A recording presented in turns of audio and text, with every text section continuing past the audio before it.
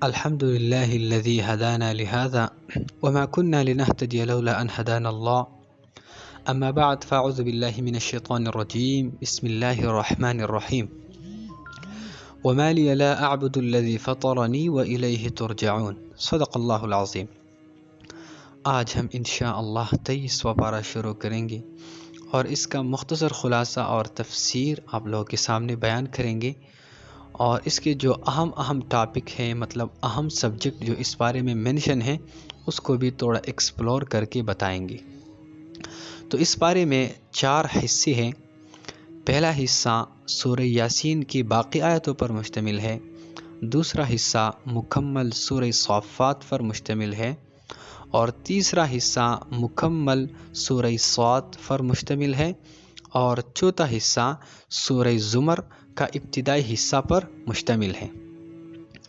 پہلا حصہ جو سورہ یاسین کی باقیاتوں پر مشتمل ہے، اس میں 3 اہم سبجیکٹ بیان کی گئی ہے۔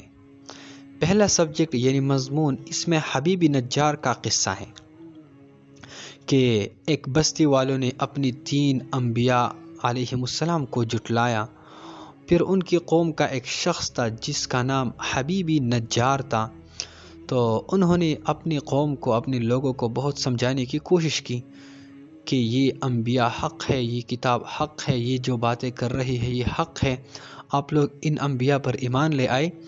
تو انہوں نے اس حبیب نجار کے بات کو بھی نہیں مانا، اور ان لوگوں نے ان کو جو ہے نا شہید کر دیا۔ اور پھر جب اللہ رب العزت نے شہادت کے بدلے میں ان کو جو درجہ دیا جنت میں، جب وہ جنت میں جا کر، تو اس نے تمنا کی، حبیب نجار نے، یہ قرآن میں منشن ہے کہ کاش میرے قوم کو معلوم ہو جائے کہ مجھے کیسے نعمتیں ملی ہے۔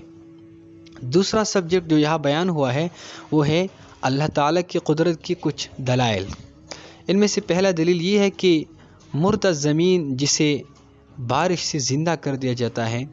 دوسرا دلیل لیل نہار یعنی دن رات، شمس قمر کا نظام، یہ بھی اللہ کی قدرت کے دلائلوں میں سے بہت عظیم قدرتیں ہیں۔ اور تیسرا دلیل کشتیاں اور جہاز جو سمندروں میں چلتی ہے، یہ بھی اللہ کی قدرت کے دلائل میں سے دلائل ہے۔ اور تیسرا مضمون جو یہاں بیان ہوا ہے وہ قیامت کا ہے۔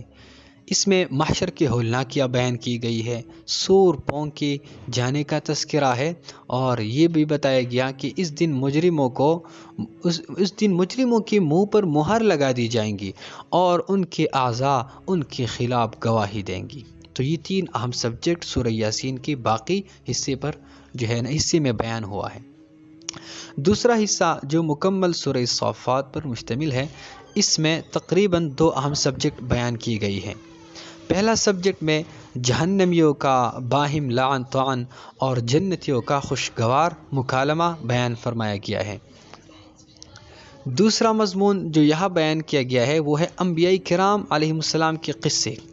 ان میں سے پہلا قصہ حضرت نوح علیہ السلام کا قصہ ہے، دوسرا حضرت ابراہیم علیہ السلام کی دعوت توحید کا قصہ، اور انہیں اپنے بیٹے کو ذبح کرنے کا حکم اور اس کی تعمیل، اور جو ہے نا حضرت موسیٰ علیہ السلام اور حضرت ہارون علیہ السلام کا قصہ۔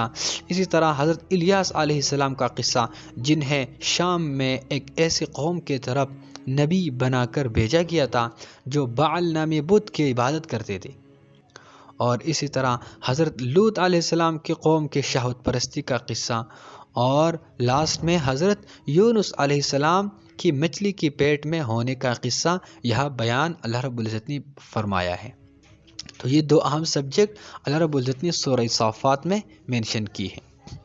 تیسرا حصہ جو مشتمل ہے مکمل سورہ صاد پر، اس میں بھی تقریباً 2 اہم سبجیکٹ، 2 مضمون بیان فرمایا ہے اللہ رب العزت نے۔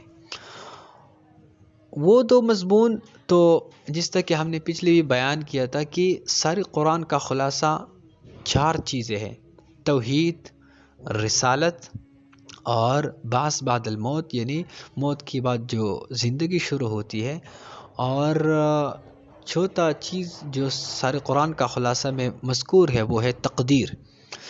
تو یہ جو توحید، رسالت اور تقدیر اور بعث بعد الموت، جنت آخرت کا جو ہے نا تذکرہ، یہ بار بار قرآن میں آتا ہے، بار بار قرآن میں آتے ہیں۔ تو اسی طرح سورہ صاد میں بھی ان دو مضمونوں کو لیا گیا ہے، اور اس میں جو ہے نا یہ سورت اس پر مشتمل ہے۔ پہلا مضمون جو ہے نا وہ توحید کا ہے۔ اس میں یہ بیان فرمایا کہ تمام انسانوں اور موت و حیات کے پورے نظام کے لیے ایک ہی اللہ کافی ہے۔